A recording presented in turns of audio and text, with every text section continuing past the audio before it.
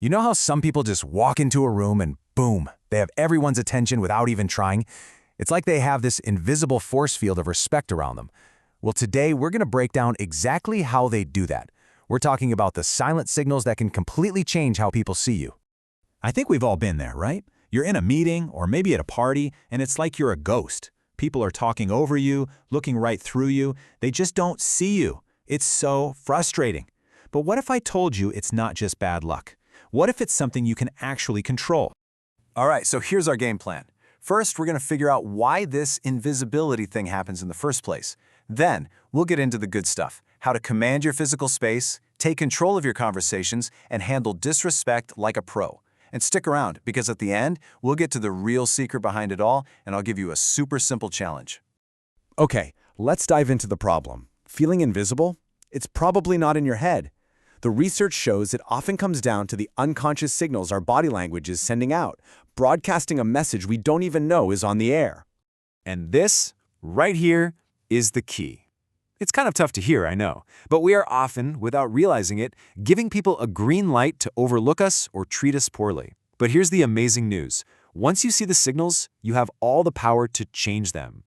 So, how do we start flipping the script? We begin with the most basic, most powerful tool you have, your own body. This is all about how you show up in a space before you say a single word. And it starts with something as simple as how you stand. I mean, just look at the difference here.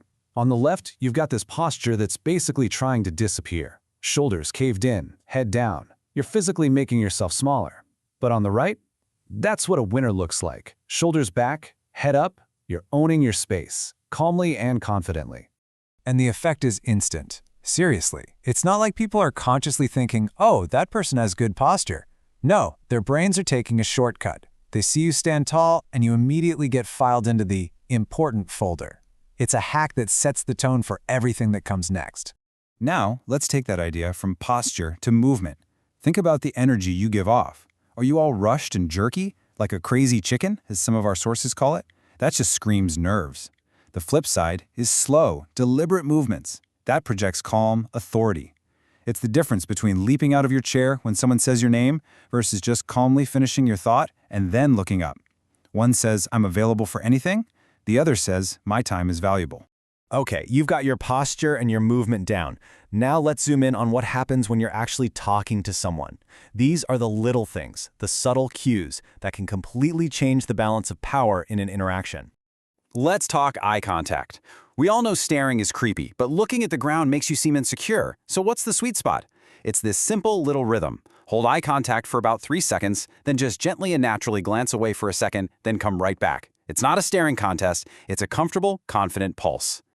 And that's the message you're sending without saying a word.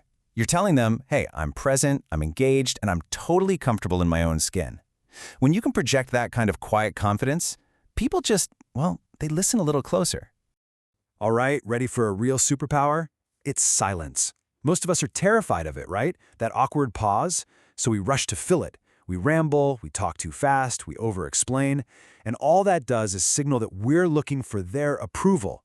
But when you get comfortable with the pause, you flip the whole script. Suddenly, you're the one who sounds like you're giving the approval. And here's how you can use this, like today. The next time someone asks you a question, just do this one tiny thing. Before you answer, silently count to 3 in your head. 1, 2, 3. That little beat of silence will feel way longer to you than it does to them.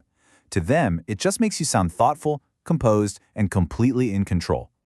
Okay, so we've covered all the proactive stuff, but what happens when someone comes at you with rudeness or disrespect? What do you do then? This is your playbook for how to handle it and keep your cool and your power. First things first, you have to understand what makes these people tick. A lot of the time when someone's trying to push your buttons, they're looking for one thing, a big, fat emotional reaction. Your anger, your hurt, your defensiveness, that's what they feed on. It's their fuel. So the secret is to just not give it to them. Starve them out. We call this the unbothered reaction, and it's so simple. Step 1, and this is everything. Stay calm. Don't show any emotion on your face. Just look at them, totally neutral, for about 3 seconds. Then, step 2, you respond calmly. You can say something totally disarming like, that's interesting. Or you can just name what they did. That was disrespectful. No heat, no anger. And that's the whole point. When you refuse to give them that emotional reaction, you're sending a crystal clear message. You have zero power over me. You don't get to decide how I feel. It completely short-circuits their whole game and puts the control right back where it belongs, with you.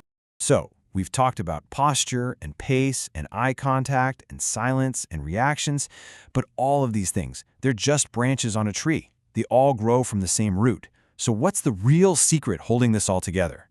And there it is. That's the foundation for everything. See, getting respect from other people isn't the goal, it's the result. It's a reflection of the respect you have for yourself. When you stand tall and move with intention, you're not just putting on a show. You're physically living out the belief that you are worthy of respect. You're teaching the world how to treat you. So, I've got a challenge for you. Don't try to do all of this at once. That's overwhelming. Just pick one thing. Maybe it's keeping your shoulders back. Or maybe it's that 3-second pause before you answer a question. Just pick one and really practice it for a week. And just watch. Pay attention to how people start reacting to you differently. It's pretty amazing. And that's really what I want to leave you with. So many of us are just waiting for someone to tell us we're good enough, waiting for permission to take up space in the world. But you don't need it. You already deserve respect. So what would happen, what would change for you, starting right now, if you just stopped waiting for permission and simply started acting like it?